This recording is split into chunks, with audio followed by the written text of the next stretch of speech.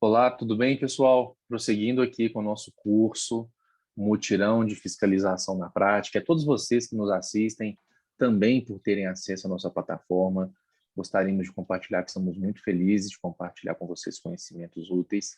Eu e a doutora Priscila do Amaral, hoje daremos sequência à gravação sobre os tópicos, sobre pontos a serem fiscalizados. São infinitos, nós separamos umas boas quantidades aqui e daremos prosseguimento. Doutora Priscila, vou passar a palavra para a senhora. Bom dia, boa tarde, boa noite, queridos alunos. Já vou parar de chamar só de vereador, porque eu sei que tem mais gente aí, que tem servidor público, que tem outras pessoas também assistindo nós, né? Mas vamos lá, doutor.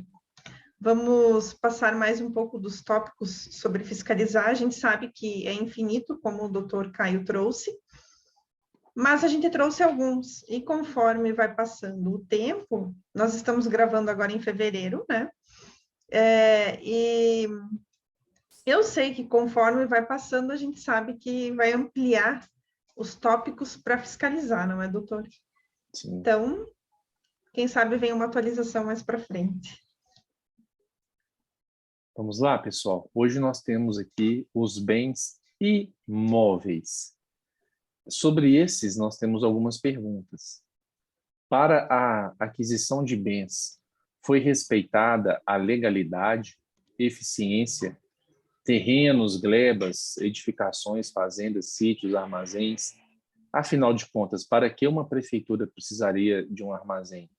Eu falei sítios, mas para que ela precisaria de um sítio se ela tivesse? Ou de um silo? É do Uma interesse público? fazenda. Uma fazenda, quem sabe? Para que ela precisa? Olha, não, ela recebeu a fazenda através de um processo judicial, alguém estava devendo. Tá, a gente entendeu.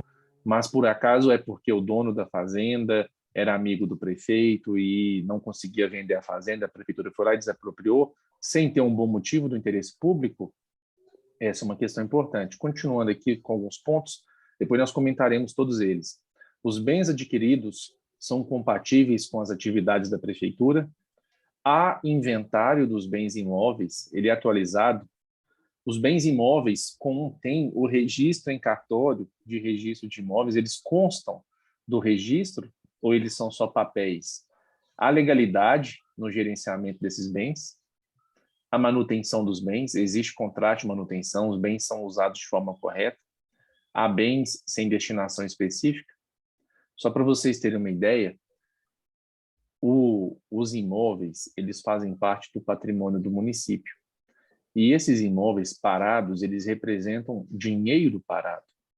Eles têm uma possibilidade de ou serem utilizados ou serem levados a leilão, e o dinheiro que se obtiver do leilão, ele tem necessariamente que ser utilizado para despesas de capital, que na prática quer dizer investimentos, ou obras, aquisição de outros imóveis, aquisição de veículos, aquisição de bens permanentes.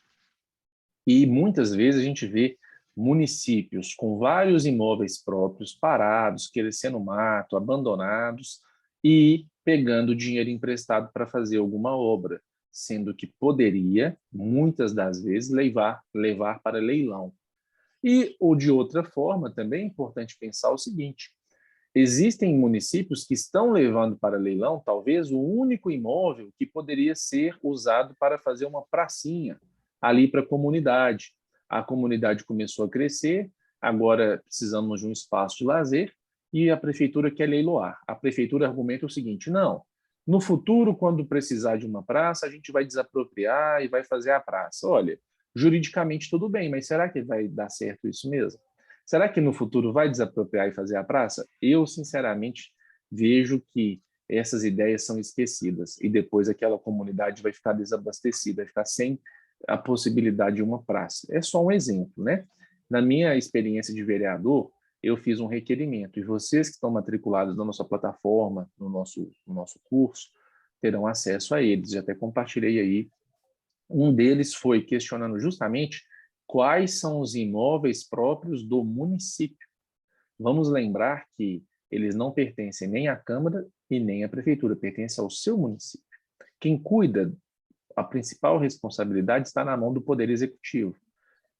por esse motivo, inclusive, que a Câmara ela tem que prestar contas, precisa que uma equipe de acompanhamento verifique a situação dos inventários, dos bens imóveis.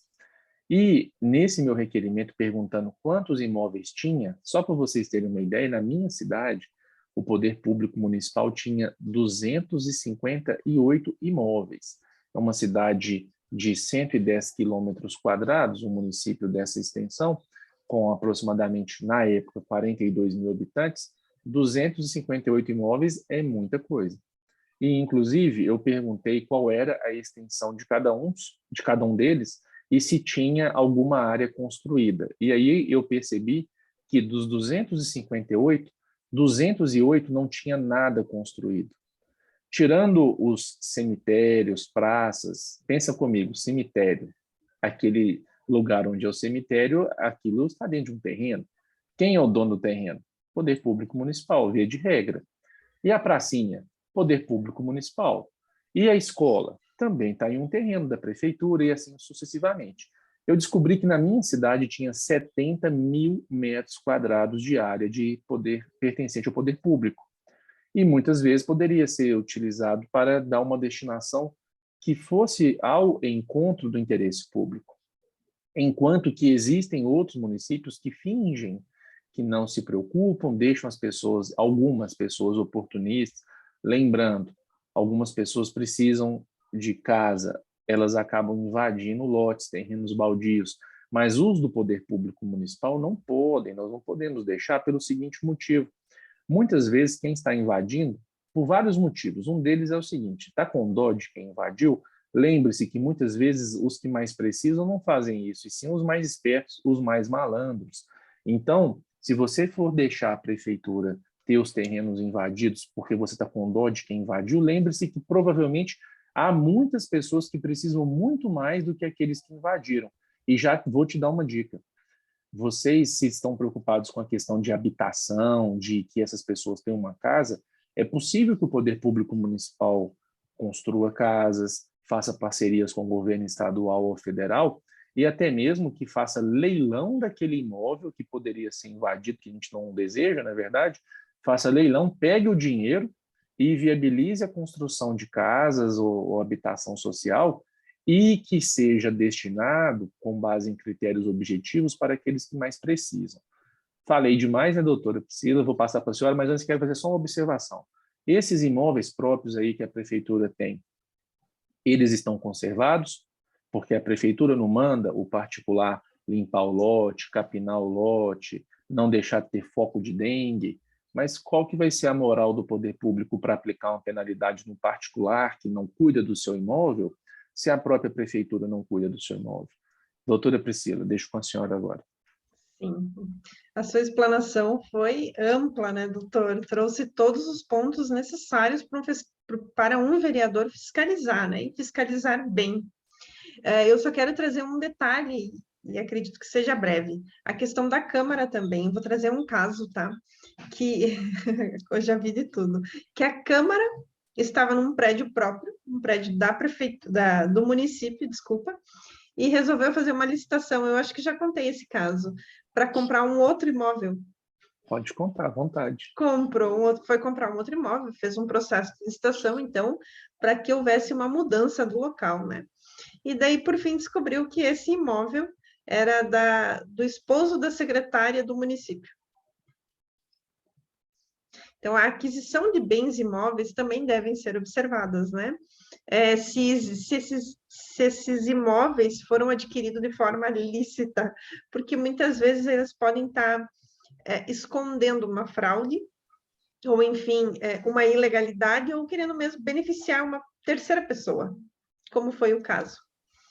Essa é uma questão também que os vereadores podem ficar de olho, óbvio, quando há processos de licitação para aquisição ou qualquer outra forma, ou mesmo venda dos bens, observar se está sendo respeitado o procedimento correto, tanto para a alienação quanto para a aquisição desses bens.